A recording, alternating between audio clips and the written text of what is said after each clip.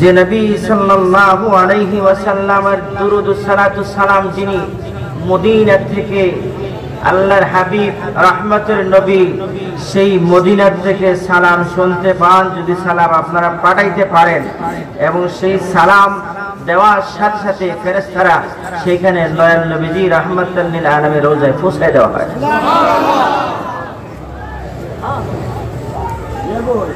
آتاني جبريل فقال يا محمد إن ربك يصلي عليك أحد من أمتك إلا صليت عليه عشرة। জিবরাইল আলাইহিস সালাম বলছেন হাদিসে কুদসি, ইয়া রাসূলুল্লাহ আনা জিবরাইল, আমি জিবরাইল বলতেছি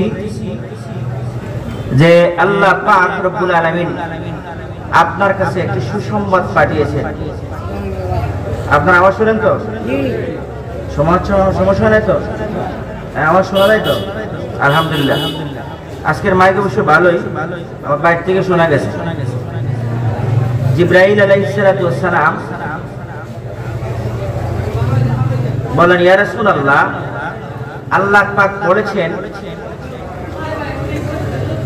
যদি আপনার উম্মতের মধ্যে কেউ একবার দুরূদ শরীফ পড়ে তার প্রতি আল্লাহ পাক রব্বুল আলামিন 10টি রহমত নাযিল করেন। ওয়ালা ইউসাল্লিমু আলাইকা আহাদুম মিন উম্মাতিকা ইল্লা সাল্লামতু আলাইহি আশারা।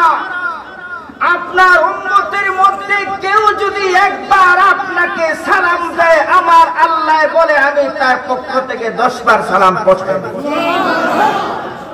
এটা হাদিসে কুদসি। তাহলে দুরূদ একটা, সালাম একটা, মিলাদ একটা, কিয়াম একটা, এগুলো ইনশাআল্লাহ আমি লাস্টে যাব।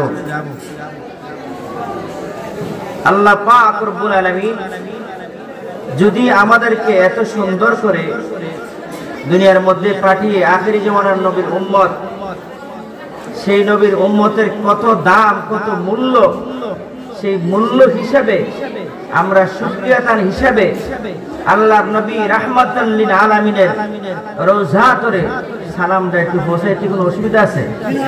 দুরূদ পড়তে অসুবিধা আছে? দুরূদ পড়তে ঝামেলা আছে? কোন ঝামেলা যেন হয়, মনের ভিতরে বখিরামি না করে, অন্তরের ভিতরে ভালোবাসা নিয়ে, মহব্বত নিয়ে রাহমাতুল লিল আলামিনের কাছে দুরূদ পৌঁছাইবেন, দয়াল নবী রাহমাতের নবী আপনার দিদার নসিব হয়ে যাবে। বখিরামি কেন করেন? আমরা তো দুরূদ নিয়ে সমস্যা, আর তো কিছু সমস্যা নাই। সুদ খাইলেও সমস্যা নাই, ঘুষ খাইলেও সমস্যা নাই, জিনা করলেও সমস্যা নাই, পরের ঠকা খাইলেও সমস্যা নাই, একজনের মান আরেকজনের খাইলেও সমস্যা নাই, দোকানদারের দোকান বাকি নিয়ে আর দেই না সমস্যা নাই, কিন্তু মিলাদ করলেই সমস্যা, ঠিক না?